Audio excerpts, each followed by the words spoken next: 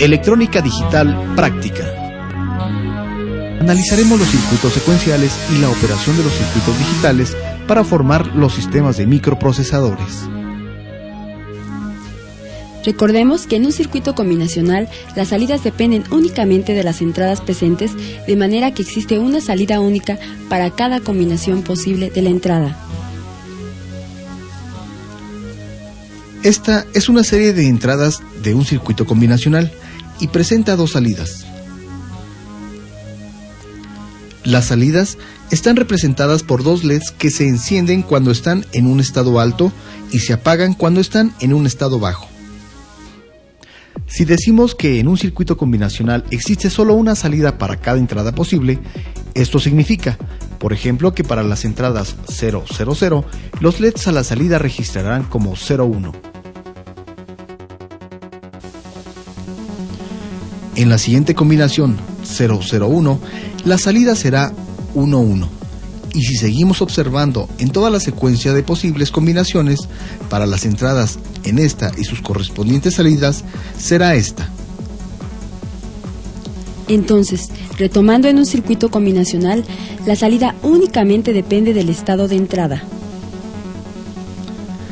A diferencia de los circuitos combinacionales, en los circuitos secuenciales, las salidas dependen de los estados presentes aplicados a las entradas y a las salidas. Por esta razón, los circuitos secuenciales requieren de pulsos de control que permitan sincronizar su operación. A esos pulsos se les conoce como pulsos de reloj. En esta gráfica, observamos que tenemos tres entradas para los estados presentes y se conforman por el circuito secuencial y se requiere de un pulso de reloj para sincronizar las operaciones. Si tenemos una entrada como 0, 0, 0, a la salida según esta tabla obtendríamos 0, 0, pero para el siguiente estado se consideran las salidas como entradas para el mismo circuito, es decir, que el siguiente estado dependerá no únicamente de la combinación aplicada, sino de la combinación más la salida que en ese momento se encuentra. Es por esto que es necesario aplicar un pulso de reloj que permita sincronizar el momento en el que el circuito lee el dato de entrada y lo mezcla con la retroalimentación para obtener un siguiente estado. Esta es la secuencia de salida de forma, pero estas salidas se consideran para cada paso siguiente como el regreso para obtener el próximo paso. O sea, las salidas van a ser siempre 0, 0, 1, 1, 0, 0, 1, 1, 1, 0, 0, 1, 1, 0, 1. Pero la observación es que estas salidas deben considerarse siempre como las entradas para el siguiente paso. Uno de los elementos básicos de construcción de los circuitos lógicos secuenciales son los flip-flops, o también conocidos como cerrojos. Estos elementos tienen la capacidad de almacenar un bit en un momento, que puede ser un 0 o un 1. Explicándolo de un modo simple, un flip-flop está formado por un par de compuertas interconectadas de tal manera que retroalimenten a la salida. Un pulso en alguna de las entradas produce la variación del estado de salida en el circuito, de 1 a 0 o de 0 a 1.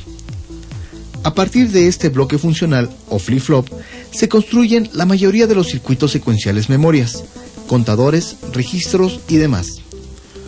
Observen que tenemos dos compuertas para formar el flip-flop. En este caso, son dos compuertas tipo NAND.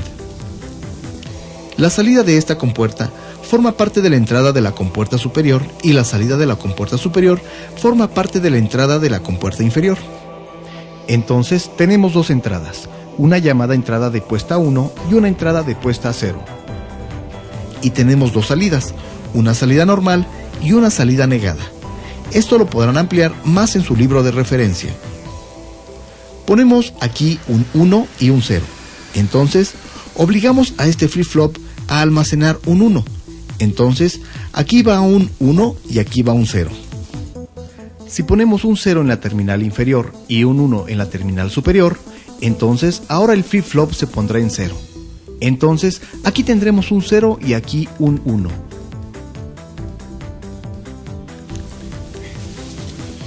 Esa secuencia o tabla de verdad nos indica los posibles estados. Para la primera línea, un 0. Para la segunda línea, un 1. La salida será 0 en la parte de arriba y un 1 en la parte de abajo. Para un 1 en la parte de arriba o puesta en 1, un 0 en la segunda línea, tendremos un 1 almacenado en el flip-flop y su correspondiente sección negada, que es un 0.